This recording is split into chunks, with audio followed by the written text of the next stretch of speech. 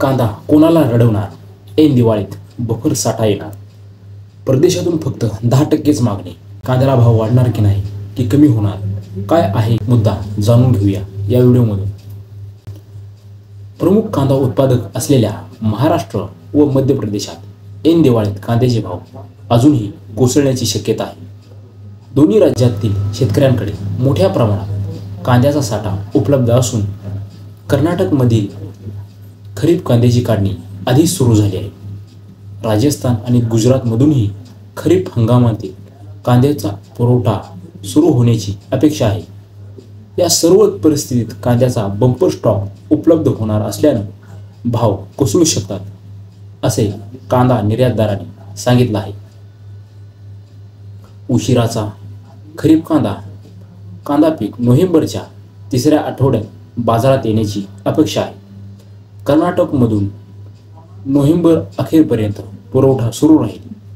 जुन्या रब्बी साठ्याची नियमित आवक आणि नवीन खरीप पीक यामुळे यावर्षी कांद्याची कमतरता भासणार नाही असं सांगण्यात येते. सध्या उन्हाळी कांद्याला 900 ते 950 रुपये असा सर्वसाधारण भाव मिळत असल्याने कांदा उत्पादकांच्या डोळ्यात पाणी आहे. त्यामुळं त्यात अजून भाव कमी झाल्यानं तर कांदा बाजारात अत्यंत अवघड स्थिती होईल. दुसरीकडे परदेशातून भारताच्या कांद्याची मागणी कमी झाली असून ज्यामुळे कांद्या निर्यातीला वाव नाही.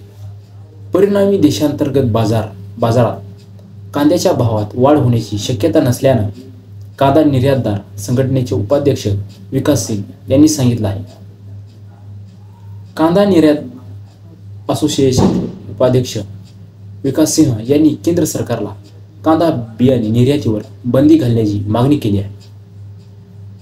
कारण बांगलादेश, श्रीलंका आणि इतर शेजारी देश भारतीय कांदा बियाण्यांचा वापर करून कांद्याचे उत्पादन करत आहेत.